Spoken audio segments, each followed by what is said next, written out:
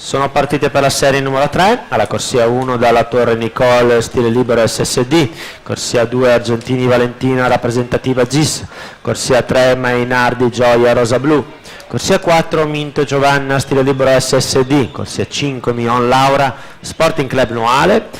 in corsia 6 Cappelletto Angelica Rosa Blu, in corsia 7 Dalfarra Anna rappresentativa Rosà e in corsia 8 Schincariol Vittoria sportivamente Belluno.